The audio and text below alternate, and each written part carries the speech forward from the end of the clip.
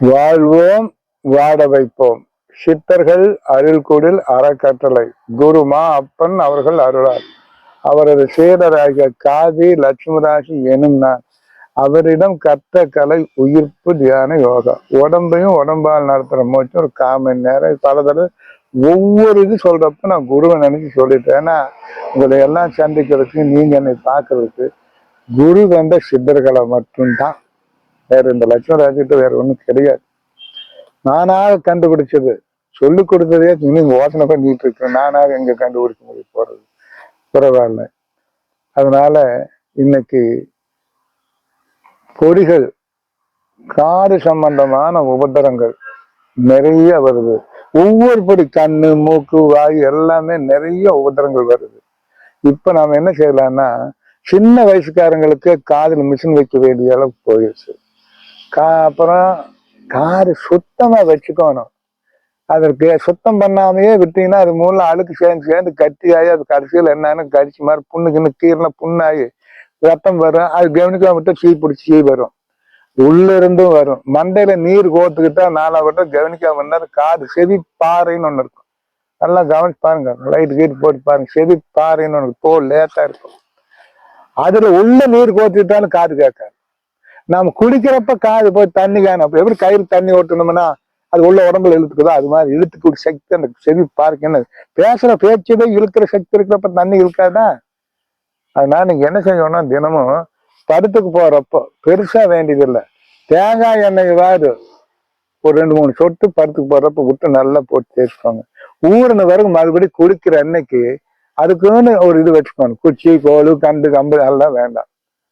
எளிய முறை, ஒரு குச்சி அதுல ஒரு பஞ்சு சுத்தி சுத்தம் பண்ணு. குடிக்கிறப்போ தினமும் தாராளமா எல்லாரும் விட்டுக்கலாம், எந்த கெடுதலும் இல்லை.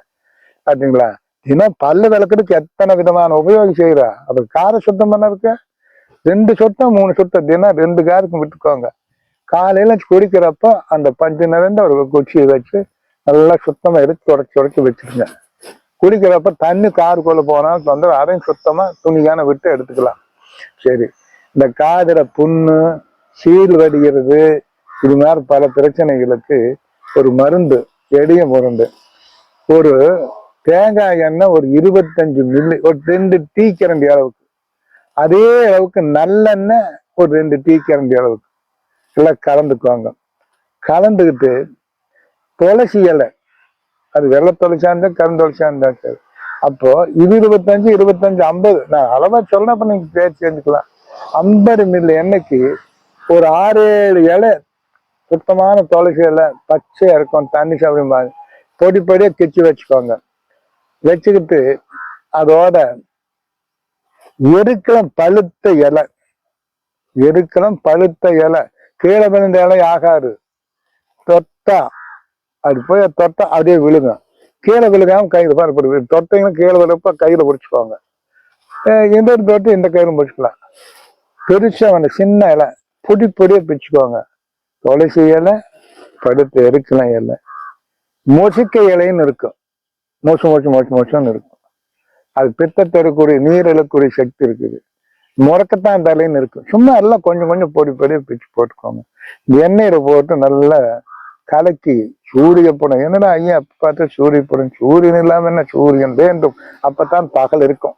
ஆகவே அந்த இதுல வச்சு சூரியப்படும் துணி கட்டி வச்சு எண்ணெய் சூடான வரை அடுப்பேற்றுங்க. அடுப்பேற்றுற அந்த சமயத்துல மட்டும் சீரகம் ஒரு சிட்டிகை, சோம்பு ஒரு சிட்டிகை, ஓமம் ஒரு சிட்டிகை எல்லாம் போட்டு ஜூடு பண்ணுங்க. சத்த பூரா எடுத்து வரைக்கும் வடிச்சு வச்சுக்கோங்க.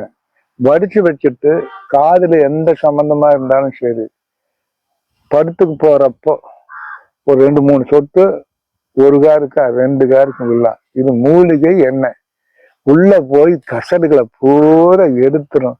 புண்ணு சீ வர்றது, ரத்தம் வர்றது 4ஆம் வட்டத்துல 2 நாள் விட்டு பார்த்துங்க, பலனே இல்லை. உங்களுக்கு எல்லாம் வைத்தியமே சொல்லக்கூடாது. ஐயா எத்தனை வருஷம் இருந்தது, எத்தனை வருஷம் இருந்தது, தொடர்ந்து உபயோகம். என்ன செலவு நீங்களே செஞ்சுக்கிறது. அப்படி இல்லைன்னா நாட்டு மருந்து கடைக்கு போங்க, சொல்லுங்க, அவங்க மருந்து கொடுப்பாங்க, அதை உபயோகிங்க.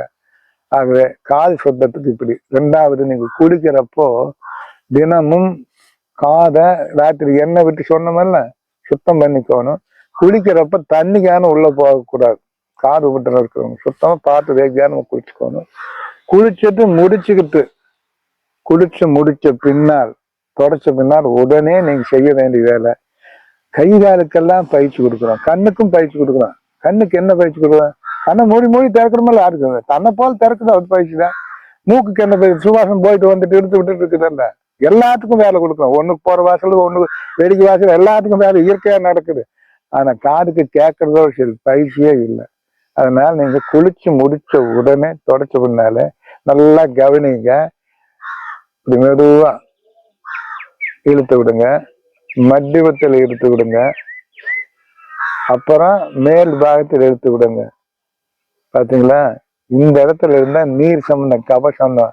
இங்க ஜூடு பித்த சம்பந்தமா, இங்க வாயு காற்றடைச்சு சம்பந்தமா. கண்டிப்பா செய்யறதுக்கு முன்னால யாரையாவது இயல்பா பேச சொல்லி, இல்ல மெதுவா பேச சொல்லி கார் எப்படி கேட்குன்னு பார்த்துக்கோங்க. இது இப்படி நல்லா கவனிங்க. கீழே ரொம்ப இருக்காதுங்க, பக்கவாட்டில் இருக்கணும், இப்படி இருக்கணும், இப்படி இருக்கணும். ஒரே தடவை தினம் அதே மாதிரி அடுத்துக்காது. தொடச்சி முடிச்ச உடனே அங்கேயே உட்காந்து வேணாலும் அப்படி நல்லா கவனிங்க.